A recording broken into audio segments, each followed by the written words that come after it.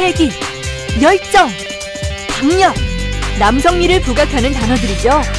그와는 상반되는 여성스러운 가슴 때문에 고민하는 분들이 계신데요. 특히 10대에서 20대 젊은 남성들에게서 많이 나타나는 여성형 유방증. 우리씨. 피디님 안녕하세요. 네, 안녕하세요. 자, 오늘의 미션입니다. 오늘 미션이에요? 안녕하세요. 저는 20대 남성입니다. 오늘은 고민 있으신 분이 여성분이 아니고 남성분이시네요. 저의 고민은 여성과 같은 가슴 때문인데요. 단순히 살이 쪄서 생긴 증상이라 생각하고 가볍게 여겼었는데 살을 빼도 가슴살이 그대로여서 고민입니다. 이를 해결할 수 있는 방법이 있을까요? 우선 한번 고민 해결해 보러 가야 될 것 같은데요. 고민 해결하러 가요. 오늘의 고민남, 그리고 여러 남자들의 고민이기도 한 여유증을 해결하기 위해 찾아간 곳은 강남의 한 성형외과. 5천 건이 넘는 여유증 케이스를 수술하셨다는 여유증의 전문가 윤상엽 원장님이십니다. 원장님 안녕하세요. 안녕하세요. 네, 요새 남성분들이 여유증 때문에 고민을 많이 갖고 계시더라고요. 그런데 이 여유증이라는 게 왜 생기는 걸까요? 사실은요, 정확한 원인은 아직 모르고 있습니다. 현대의학이 못 밝힌 거죠. 그런데 여유증이 클라인펠트 증후군이나 몸에 어떤 암이 있어서 2차적으로 생기는 병적인 유선형 여유증이 있고요. 요즘에 현대 인들이 식생활 서구화라든지 여러 가지 원인들이 있어서 지방이 많이 쌓여서 생기는 지방형 여유증, 이렇게 크게 두 종류가 있습니다. 네, 여유증에는 그 두 가지의 증상이 있다라고 말씀해 주셨는데요. 그렇다면 그 수술되는 방법도 따로 정해져 있는 건가요? 네, 조금 다르죠. 아무래도 유선형 여유증은 유방암이 될 수 있기 때문에 수술 방법들이 유방암 수술 방법과 좀 대동소이합니다. 그렇지만 대부분의 우리 환자분들은 지방형 여유증이시거든요. 거의 95% 이상입니다. 이런 일반적인 여유증을 가지고 계신 분들은 지방 흡입이 주된 수술 방법이고요. 거기에 플러스해서 유선 조직들을 약간 더 제거를 해주게 됩니다. 지방형 여유증과 유선형 여유증, 이렇게 여유증이라고 다 똑같은 건 아니더라고요. 증상에 대한 정확한 진단과 치료 잊지 마세요.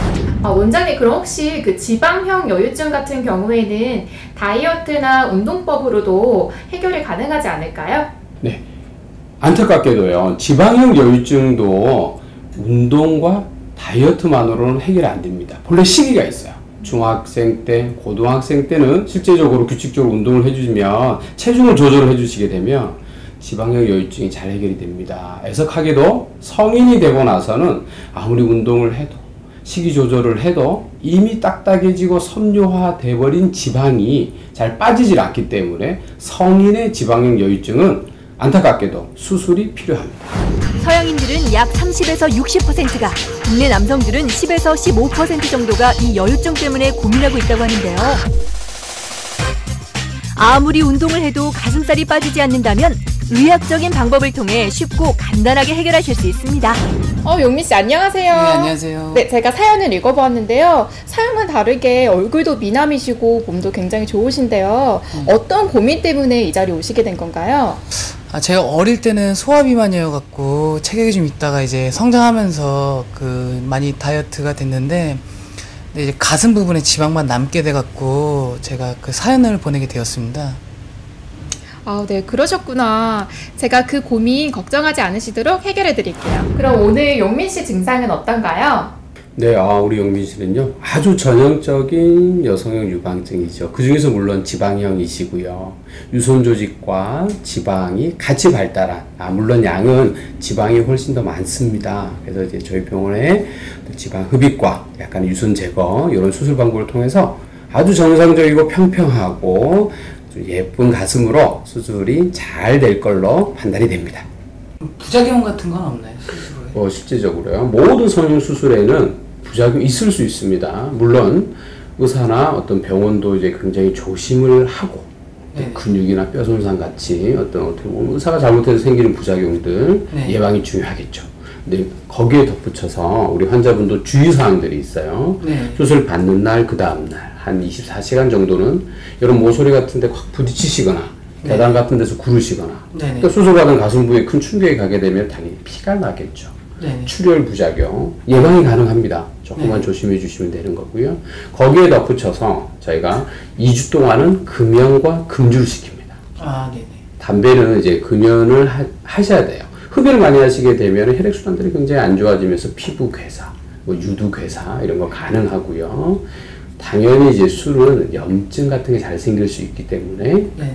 여유증이 비교적 안전하고 간단한 시술입니다. 그렇지만 이것도 수술이기 때문에 2주 정도는 금주 금연을 해주시는 게 부작용을 최소화할 수 있는 가장 최선의 방법입니다. 기본적인 사항들만 잘 지켜줘도 대부분의 부작용은 방지할 수 있다는 점. 최근에 시행하는 여유증 수술은 초음파 지방흡입술과 유선조직 절제술을 병행하는데요. 유륜에 작은 구멍을 내어 지방흡입을 한 뒤 줄어든 유방조직을 제거하는 방식입니다. 무엇보다 안전하고 만족스러운 결과를 원하신다면 믿을 수 있는 전문 병원을 선택해야겠죠. 자, 어때요? 수술한 티도 안 나고 가슴도 쏙 들어가니 오늘의 고민 해결! 수술 뒤에 흉터가 거의 없고 빠른 시간 내에 일상생활 복귀가 가능하다고 합니다. 수술하고 나니까 어떠세요? 일단은 수술하고 나니까 되게 개운한 느낌이 들어요. 아까 이제 수술 과정 후에 제 가슴 살짝 봤는데 너무 평평해서 그 상태로만 유지됐으면 좋겠다는 생각이 들 정도로 만족을 하고요.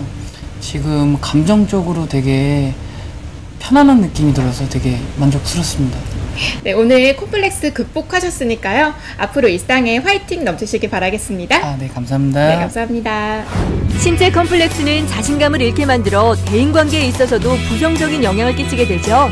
여유증 문제, 그냥 방치하지 마시고 간편한 수술로 당당한 인생을 시작해보세요.